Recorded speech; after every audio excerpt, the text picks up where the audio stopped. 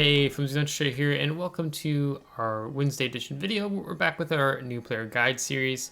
As recently, combat signals have been on my mind, so I thought, well, perhaps we should take a further in-depth look at the combat signals that you currently get in the game of World of Warships. So, some fun history about these ships is that historically these ships had, these combat signals had a historical meaning. So they would use these different combat signals, or just these signals, to communicate with other ships around them. As each of them have a different meaning, and you're going to be able to see that as we go down the list here. And I think even some of these, they even reference when you're going to pick up or you're hovering your mouse over the combat signals. So what I want to draw out in this video is, I guess, the importance of combat signals. And if you're a new player and you're still not entirely sure what type of value, how significant are combat signals, well, some of them are pretty significant and needing to utilize them in the game, while others, they are not as essential, okay? So we're going to break down, we're going to look at them a little more closely, how you can pick them up, earn them, yada, yada, yada. So we're going to just go down the list. So the first is the Hotel Yankee. You can pick it up. It's the cheapest, I believe, of all the combat signals, 240,000, or you can pick it up for coal. And if you decide to sell it back, you'll earn 750 credits per signal, combat signal that you sell back out of your inventory, as an example. Okay. Note that when we're talking about purchasing and picking these up, I don't recommend purchasing combat signals with coal unless you just have an absurd amount of coal and you have most all coal ships in the game, so on and so forth. Then sure, you can use coal, but I don't recommend it. What I do recommend is picking them up for credits and using the coupons. You get a 25% and 50% discount coupons available every month that refresh each month. That you can utilize there. And they make the note on here that these signals are commonly available for other currencies such as credits, research points, and event currencies. So there's different currencies you can utilize to pick up combat signals. I would only recommend using research points if you have pretty much everything you'd want out of the research bureau. Otherwise, it's to be spending research points on combat signals that you can just pick up for credits or coal is better than using research bureau points, unless you have most everything in the research bureau, meaning you're not a new player. And then the value of selling your combat signals from the inventory if you decide to do so. So Hotel Yankee is a combat signal I run pretty much on most all my ships. I even run it on destroyers. Destroyers that I'm more likely to be in combat with, something like a Shimakaze, where you're just stealth torping, not so much.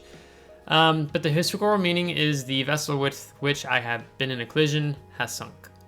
So what it does is causes negative 20% damage received when ramming the enemy, and plus 50% to damage dealt with ramming the enemy. So when you take the Hotel Yankee combat signal, you're taking less damage when you are ramming the enemy or you're receiving the ram from them. And you're also causing more damage with your ram, 50% more. So it was not too long ago, I was playing Kitakaze and ranked, my whole team died, and I decided I was in smoke. A tier 9 John Barr was running at me, and I was like, screw it, we're just going to ram him. Came out, rammed him, I took him for all his health. He was a bit surprised about it. I guess there's one more ship left. But he was surprised that I was going to do the ram. And that I actually killed him with my ram, even though I think he had like half health or under half health, I don't remember. So Hotel Yankee is really good, and it's super cheap. You get 20 for 240,000 credits, so when I pick these up, I usually always pick up at least 40, so meaning 480,000 credits each time I pick them up. India Delta is also very important on any ship that you can heal damage back on, a repair party. So the historical meaning is that damage can be repaired at sea.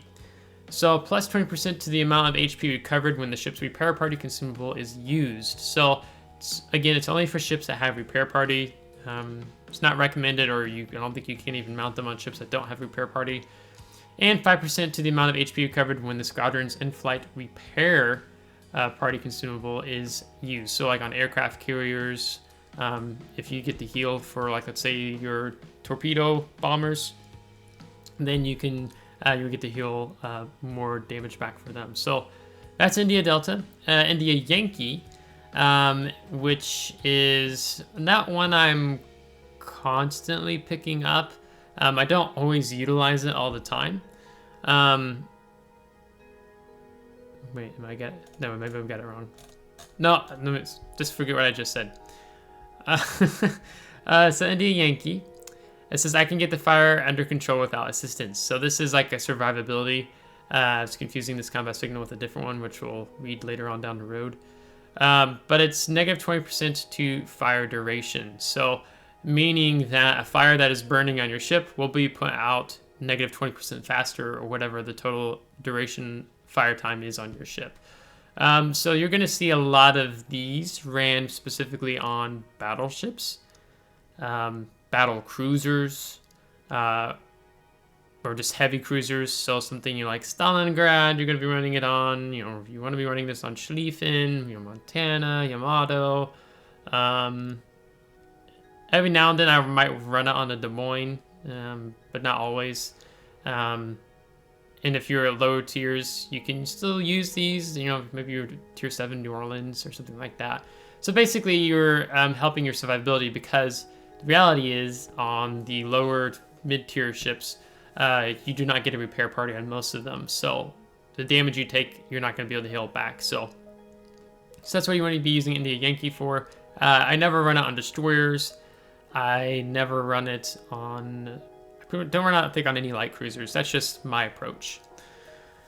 The Juliet Charlie combat signal. Very important combat signal, and I would say this is the most important combat signal out of all combat signals here in World of Warships. It's quite pricey too. Quite pricey. 1.9 million credits, or 6,400 coal. And there's no danger of explosion. So this does a negative 100% to the risk of your ship's magazine detonating. So it removes any chance of your ship possibly detonating. So this flag reduces detonation chance to 0, regardless of other modifiers that may increase the chance of detonation, such as the India X-ray and Juliet Whiskey Uno 1, which are further below we'll talk about, because those have a plus 5% increase of your chance of detonating. So this is mandatory in randoms, it's mandatory in clan battles. Well, let me back up. Mandatory in clan battles, it's optional whether you run them in randoms or ranked, but you definitely want to be running them, especially in destroyers. You have the most chance of detonating just because your ship's so small and your magazine can be easily lit. I got a little bold recently, so I actually dropped 100 of these out of a super container a couple weeks ago, and I was finding myself, I've not detonated in such a long time. Am I being like too conscious of using these? So I decided to not run this combat signal on Yamato, even though I had just like gotten 100. And I killed the CV on the enemy team. He got 2 strikes off on me, and he dropped them correctly, kind of more towards under my main turrets, and he detonated me. And I was having a very fantastic battle in Yamato, and our team lost, and I think I could have actually helped prevent the loss if I had just been running a Juliet Charlie combat signal. Like, they can come down to such situations where if you're just alive, you probably could have won for your team if you hadn't detonated. So I can't understand, underline the significance of the importance of running Juliet Charlie combat signal in clan battles, randoms, ranked. Those particularly, I don't run them in co-op, and I don't really run them in throwaway game modes. And when I say throwaway game modes, maybe I'm talking about something like when Arms Race was its own battle mode, or when you had submarine battles as its own battle mode. I don't know if I'm running them in brawls right now for the tier 6 battleships, but that's kind of my approach. I never run them in co-op. You have 0 chance of detonating in ops. Ops, they made it to where you can't detonate, your ship can't detonate in operations, so you don't have to run these. So if you're running them, you don't need to. You're just wasting credits and resources. So I didn't know about that one for a while. Juliet Yankee Bisso 2. I don't know how else to say that. It's pretty cheap, 480,000 credits. the leak is under control. So 20%, negative 20% of flooding duration. So often you'll see these two, the Yankee and this one, paired together. So it's just reducing the length of the flood duration on your ship, whatever that would be before you apply this combat signal. So that's a good one to run, especially on battleships and heavy cruisers, battle cruisers. I don't run this on destroyers or light cruisers really at all. Mike Yankee Soxisix. I don't know how to pronounce all of these. It's not too pricey, 960,000 credits. It is dangerous to approach close to my vessel. So this is for secondary battery. So it extends your secondary battery range plus 5%. Your shell dispersion is reduced by negative 5%, and you get a buff in your reloading time. So negative 5% to secondary battery loading time. So this is definitely, you want to be running this on brawling battleships, brawling cruisers. Yeah, I think pretty much those are the only ones you want to be running this on. Otherwise, we're just wasting the combat signal. I mean, there's like a small handful of destroyers that have secondary batteries on it, but you would be running this on those, even just because you have secondaries. This is a very good one. You want to be running it on battleships, brawling battleships, if you expect yourself to be in close quarters. Even if I'm playing a battleship that's not a brawling build per se, and I'm in ranked, and it's like, 6 versus 6, 7 versus 7, you have more of a chance that you might get some close quarters combat happening with enemy ships. So this would be something I'd run on my Montana or Iowa as an example. Sierra Mike, this is among the expensive ones in the armory. I'm undergoing speed trials. It applies plus 5% to the ship's maximum speed. So you're getting plus 5% of whatever speed you have to begin with. So this is helpful, especially in those very slow mid-tier American battleships like Oklahoma, when you can go 19 kilometers or 19 knots, and then you get it over, is it 20, 21 knots? It helps if you're running something like a Marceau, tier 10 premium French destroyer, or Colbert. You're just whizzing across the water because the French are pretty fast ships. Like, Condé, this would be something you'd want to run it in. So this overall, it's pretty good, but I'm not constantly using them all the time. Just more on ships that go really fast, or maybe if I have a really slow ship that I want to go faster, I'll run. So like this, I would probably run on Renown, or like I run it on Repulse, just because I run Brisk skill on those ships. November Foxtrot, 1.9 million credits. You're running into danger. Negative 5% reload time on all ship consumables. I emphasized this one when I was talking about Oklahoma, or I just showcased it. And it stacks with commander skills that reduce reload time of ship consumables. So this is a really good one to run with your ship if you've built, especially if you built into your commander to get those consumables back online, like your damage control party, your repair party. Very useful to run this. November Echo Set 7, 1.9 million credits. Proceed with caution, hostile aircraft are sighted. So this gives you a boost, a buff to your continuous damage by all AA guns, and plus 5% from damage from flak burst. So this is very good stuff to run. Like, I would mount this on really any capable AA ship. And even if a ship only has okay AA quality or good quality, I'd still run it. So I run this on like Worcester, I run it on Minotaur, Des Moines, I think Moscow I still run this on, Ohio, Montana. Because usually when you're a big battleship, aircraft carriers like to focus on you. I definitely run this on Kid, because Kid has a really good AA. So this is a good one. Victor Lima, I don't actually remember this ever being that expensive, but 3.8 million credits. I feel like I need to check that. Hurricane is approaching, take appropriate precautions, okay? So this is a plus 1% chance of causing fire for HE shells with a caliber above 160mm and HE bombs. Plus 0.5% chance of causing a fire for HE shells with a caliber up to 160mm and HE rockets. And plus 4% chance of causing flooding for torpedoes and aerial torpedoes. So this one's good overall. And you can stack this one with the combat signal beneath, which we'll talk about in a minute. But this is good if maybe you have something like Thunderer, and you want to increase your chances of causing fire, or any type of HE spamming ship. that's usually what you want to run the Victor Lima for. I run it on like D7 Provincia. The mid-tier Dutch cruisers have really good fire chance. If you're going for a fire build on Worcester, this would be something you'd want to run it on. And then, of course, like let's say you also have torpedoes, or you're playing aircraft carrier, then you get a chance of your torpedoes causing flooding, increasing that chance. India X-ray is the next one, 2.8 million credits. I don't always use this one as well, but I use it for the same reasons as the Victor Lima, because it also stacks plus 1% chance of causing fire for HE shells with a caliber of 160 millimeter and HE bombs, plus 0.5% chance of causing fire for HE shells with a caliber up to 160 millimeter and HE rockets.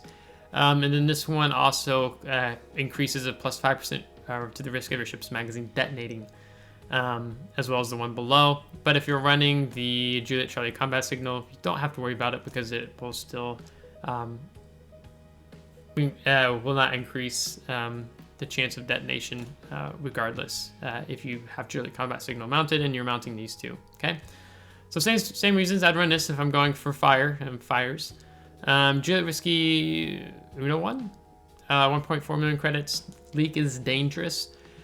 Increased chance of flooding by plus 15%, and it also increases the risk of your ship's magazine detonating. So all torpedoes in the game have a specific chance of causing flooding, different values. So there's some torpedoes that have very high, I think like Shimakaze. Well, it depends on which torpedoes you're running, of the 3 that you can run on, but they can have like 300-400% chance of flood. So then if you buff that even further with this combat signal, you're really good. So I run this on ships that I'm going to be spamming a lot of torpedoes out of. So I still run this on Minotaur. I'd run it on Shimakaze, the Kagero, Yugumo, Chungmu, Yu Yang. Ships like that, I would run this combat signal on. Oh, sorry, this one. The next one is X-Ray Papa Uno 1. 2.4 million credits. I'm entering a zone of restricted visibility. So they tied that into smoke generator. So you get an extended 15% action time of your smoke generator. So the American smokes or the Pan-Asian smokes, those really shine here. Or if you do the smoke build Minotaur or Harugumo, you can have an insanely long action time of the smoke generator. So that's quite funny to see and use in an action. So this is something you'd want to run this combat signal with those type of ships. So I think the American destroyers, what if you're like 30 second action time, then you'll get up to 33, 34 something seconds, 34.5. So that's good stuff to have there. Your Sierra Bravo, 2.4 million. I'm proceeding to the position of the accident. So you get a plus 10% action time of your hydroacoustic search and a negative 10% reload time of your defensive AA fire. So with the hydroacoustic search in mind, this might be something you run with your German battleships with hydroacoustic search, or the German destroyer line, like the Z-52 line has hydro. I also would like to run this typically with the Daring Tier 10 British destroyer or the Caustic. Other ships I don't want to extend the action time of the hydroacoustic search, I'll run this combat signal on. And then negative 10% reload time of defensive AA fire, so this might be something like on the Kid or the Worcester, ships that you're going to have the defensive AA fire mechanism on. I think Thunder gets the defensive AA fire consumable as well, so you just have it back that much quicker, okay? So that is combat signals in a nutshell. It's nice when they kind of break things more down. But again, kind of like these aren't just something Wargaming came up with. Like they had historical meaning. Ships ran these to communicate with other ships during battle. Because sometimes, if you're not communicating with radio all the time, because then the enemy might hear you. So it's important that they signaled one another when things were happening and helped them be aware of what steps or precautions they needed to take, so on and so forth. So I think that's going to wrap the video up here. So if you liked today's video, give it a thumbs up. If you did not, give it a thumbs down. Subscribe if you do want to see more. If you're subscribed, thanks so much. I really appreciate it. And we'll catch you next time. Take care.